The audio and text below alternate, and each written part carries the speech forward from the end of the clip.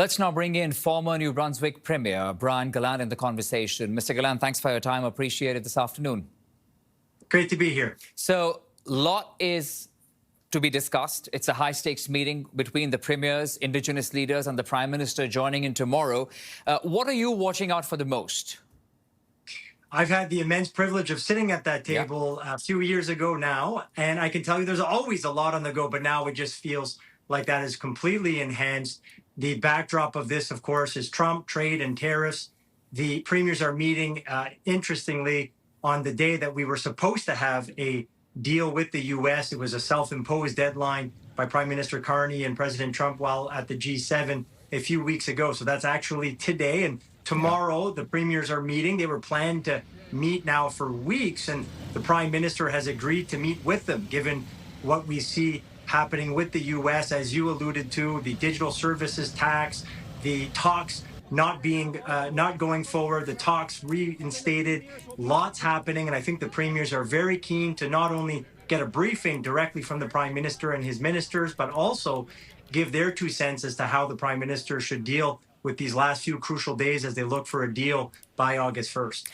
I'd love to understand from you, since you've been at such a table before, Mr. Gallant, what does it do when you have so many shifting timelines? July 21st, now we're talking about August 1st. Then we're talking about tariffs of about 35% on some Canadian products going into the U.S. While we're trying to negotiate a deal, hoping there will be no tariffs at all. And the Prime Minister says, well, you know what? The reality is we may be looking at some tariffs after all with the U.S.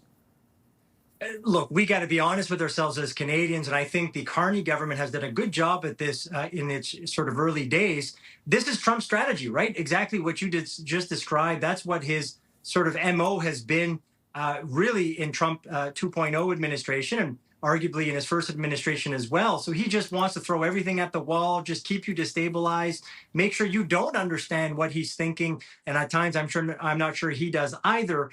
And that's his strategy. And with that in mind, we have to sort of stay the course as Canadians. We have to stay to the facts. We have to stay firm, but of course, also take the rhetoric seriously, but not react. And I think that's what Carney and his government have done. And I also think the premiers are on side with that strategy, at least for now. And we have to put into context here that we also have the Carney government reacting, I think, quite strongly to everything that's going on with the U.S. and trade, with the major projects bill and the internal trade bill, as it's basically called. And I think the premiers are excited about both those aspects moving forward with the Carney government. And I suspect that will be in large part discussed as well over the next 24 hours. But you know, Mr. Gallant, many have also said that the fact that we had to give up the digital services tax is something that doesn't go in our favor. It's the beginning of many more things we may just have to give up and concede to in terms of negotiations with the U.S. But from that picture, I'd like to talk to you more about what's happening domestically. Now, we know that Bill C-5 is something that's very important, but there are lots of concerns with Indigenous leaders.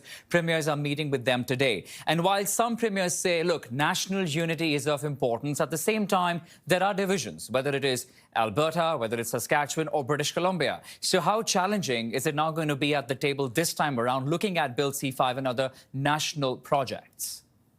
Your point is very well taken, in the sense that I think a while back when the Prime Minister told the premiers that he wanted to move forward with major projects, I think all the premiers were very excited, because in their mind, they were basically saying that could be this major project that would be great for the province I represent.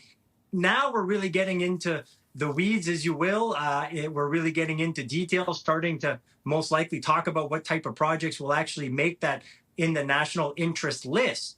And I think that's when you're really going to see, as you alluded to, the idea that the premiers are going to start to maybe debate, discuss, and certainly provide their suggestions as to what should be on that list. And also, we may start to see more of people saying what should not be on the list. So the Prime Minister, I think, has got a lot of goodwill when it comes to moving forward with major projects and the internal trade bill to react to the conflict, the trade conflict with the U.S. And I think that it holds true large in part with Canadians and also with premiers. What about the... As he starts to make decisions, I think it'll get a bit tougher. And we may start to see that even unravel a little bit over the next 24 hours. What about the other MOUs, sir? You know, in terms of memorandums of understanding between the provinces to break down those interprovincial trade barriers, do you think the provinces should be able to move faster than what they are? Because these are memorandums of understanding. How much of it's actually happening on the ground, work, we're yet to see. Yes, the short answer is yes. So the Bill C5, the internal trade bill, and the major projects bill, it obviously is, I think, a push in the right direction given the sentiment and sort of the impetus to act.